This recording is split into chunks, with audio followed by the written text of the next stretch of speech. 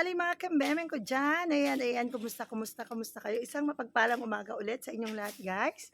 So, ayan, kung nakikita nyo sa paligid, andito kami ngayon sa lugar ng kapatid ko. So, yun, kasama ko sila ngayon. Mangunguha kami ng laman ng gabi. Laman ng gabi, di ba, te? Yo. Yo. Shout out ko yun ulit. Yung laman ng gabi, ang tawag dito sa amin guys ay bungkukan. Di ko lang alam ang tawag eksakto sa Tagalog kung ano talaga. Ano ba kayo tawag niyan sa Tagalog? Basta yung laman na hinahalo siya sa gabi. Oo, gabi talaga. So yun guys, ayan malalaki siya guys na mga dahon. Yan, malalaking dahon yan yung mga gabi. So yan, mangunguha tayo ng laman yan. So yan yung mga kasama ko ngayon. Shout out, Binastig! Yo.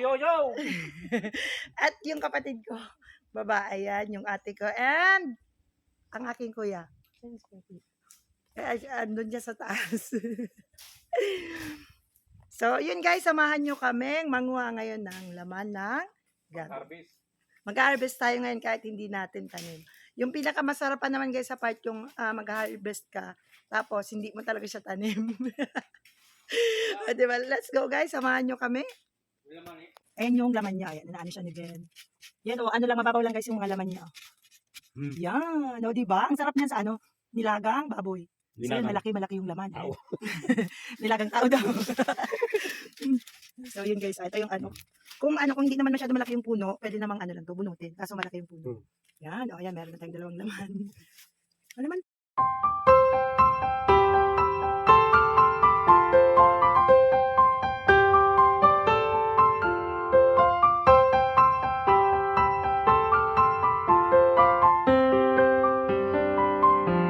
So madami siyang pero kinuha na to ng laman kuya kasi oo, di ba? Maganda kasi guys yung dito yung lupa. Parang may halo siyang konting buhangin. Ay maganda yung niya. Maganda yung laman. Oh, di ba guys? Ang dami laman. Ayan, kuha tayo ng isa. Nilinig ko pa. Di ba guys? Ang daming laman oh. Di ba ang sarap magbungkal ng ng hindi mo tanim. Nang hindi namin tanim. Ang sarap pala guys magbungkal ng nang hindi mo tanim, di ba? Oh. Ang dami siyang laman, oh, di ba? Ayan yung, ang laki-laki dyan, di ba? Yun yung laman niya. Bungkal na siya. And guys, mga ilang to ko, ilang months ko kay bago magkalaman. Mga 6 to 7 months daw, guys. Kasi kalbong yaray. Ano yung laman niya? Uy, ang daming laman. Wow!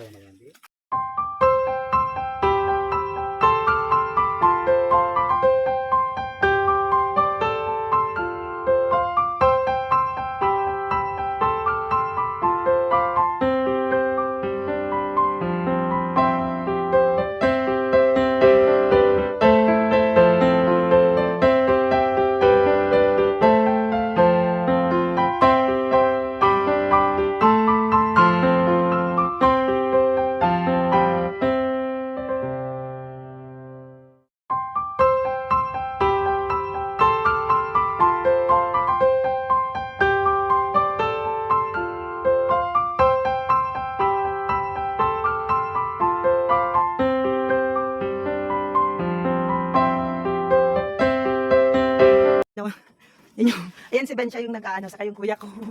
Shout out! Siya yung magaling talaga magtanim, yung asawa ni ate. Yan. Tapos kami lang yung mag-harvest. Tapos si Ben lang yung nag-harvest. Ayan, bubunutin nila guys. O, ganyan yung pagbunot niya, no? Diba? 2 tao yung nagbubunot. Hindi nila kaya. Diba? Oo, ang daming laman, diba? Ang daming laman. Yun yung kanina, kinuha na natin, binunot na nila. Ayan yung may laman pa siya, may laman pang natira. No, malaki yung isa. Mga ito, ganito guys, ano na to? Ano na to, magkakalahating kilo na to guys. Ganitong isang laman na to. Magkakalahating kilo. May mga siya, may mga nakakabit pang mga bata pa. Sinakat mo pala yung mga Ang sipag guys, ni kuya magtanim yung mga yan. Ang dami yung tanim dito sa paligid. Iba-ibang gulay. And guys, punta kami dun sa medyo mataas na pati kasi makuha daw kami ng ube. Ayan, dami din tanim si Kuya ng ube. Yan, dun sa part na yun. Buko guys. Buko. Yan, doon kami pupunta sa part na yun guys. Tingkamas? Dati guys, nung pupunta kami dito, marami ditong pinya, doon sa taas, madaming pinya. Madaming, may singkamas din dito dati sa daan na ito, dito sa part na ito, may mga singkamas natin dito guys. Tapos, may ano, dalangita, madami din ditong dalangita dati. Tapos yan yung puno ng manggayan guys, yung mga medyo bata pa kami. Yan guys, andito na kami sa part ng ano, yung, ang tawag nga dito sa amin, hindi talaga siya ube. Yung isang, ano ba siya, klase ng ube na, ano lang siya, ang tawag dito sa amin yan guys, amires. Apali peke? Apali daw sa Tagalog peke? Apali daw yung tawag guys. Parang ube lang siya pero mas matamis siya. Mas matamis. Kaya lang yung kulay niya, ang ube diba iba-ibang kulay, may violet, may ano, pero siya puti lang siya guys. Pero parang pag biniyak mo siya parang asukal. Parang asukal guys yung ano niya. Yung laman niya. Ang ano, ang tawag dito sa amin masapog. Ganyan masapog. So let's go guys, samahan niyo kami magbungkal ulit tayo ng apali. So yun, burot yan dito sa amin, burot. And amiris din. So, guys, yung ano niya, puno niya, yan, nakaano lang siya, guys, nakaano lang siya sa kahoy. Gumapang lang yung puno niya sa kahoy, kasi parang baging lang siya, guys. Yan, ayan yung baging niya, Ayan yung baging, tapos, dyan lang siya sa taas na yan, Ganyan lang yung dahon niya. Tapos, bubungkalin natin yung titingnan natin kung may, kasi, ngayong, mga buwan daw, yung, pag, talaga, apali, pero dito sa amin, amiris kasi yung tawag. Let's go. Na mabubungkal ulit guys si Ben. Yan. Di ba guys, lumabas na agad yung laman niya. May tunok ko.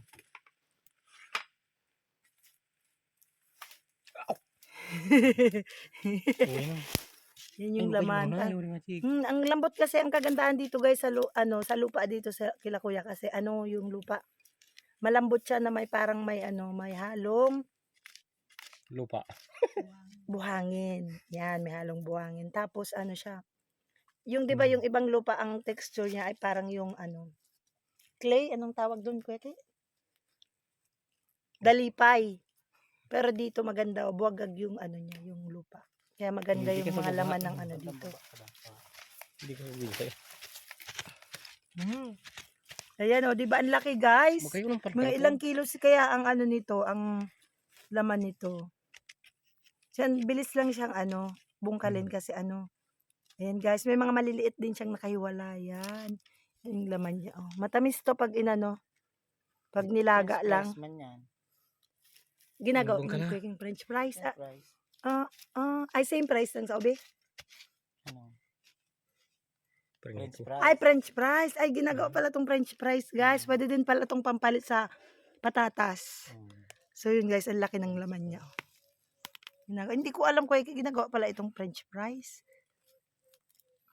So yan, di ba? Nang ilang din to ilang months din bago taon ba na yearly. Isang beses lang pala guys, isang taon to nag-harvest. Mga bare months. Mga bare months. So ngayon pala talaga ngayon, nag-harvest pala talaga ngayon.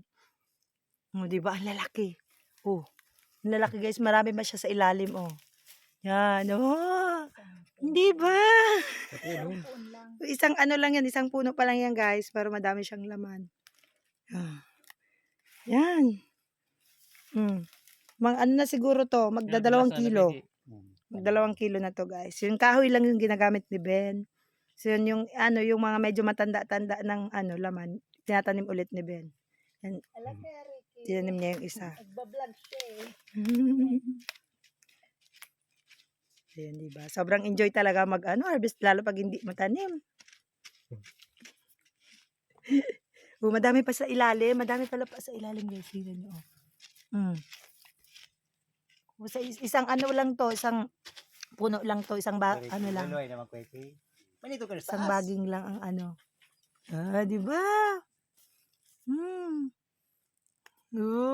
Ang laki. Mga 1 kilo. Kaya Mga 1 kilo siguro, guys. Isang kilo may kalahati. Sino bang nakatikim na sa inyo ng ganito? Meron din ba sa probinsya nyo nito? Tita Karing, alam mo po ba kung kung anong lamang lupa ito? Lamang lupa. Laman lupa.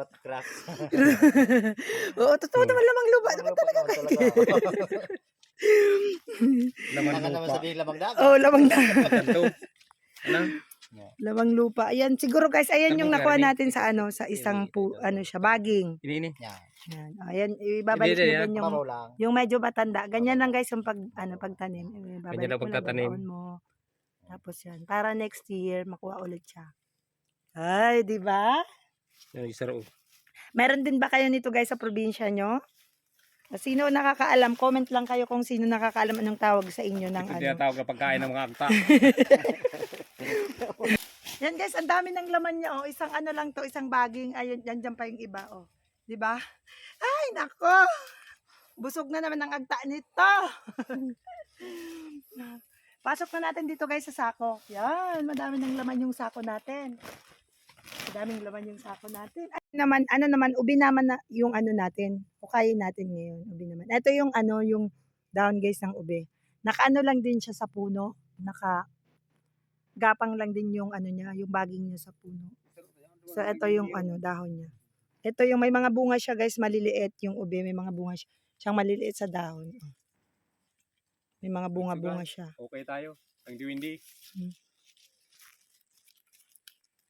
Ayan oh, may mga bunga siya guys dito sa bandang.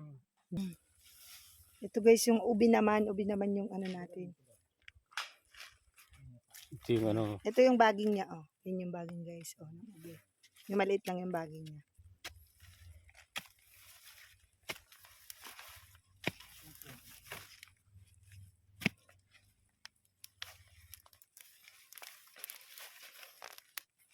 Yan. Ubi naman tayo ngayon. So yun, ayun naman yung laman ng ube. Violet ba ito Kuya Kiki? Yan, violet.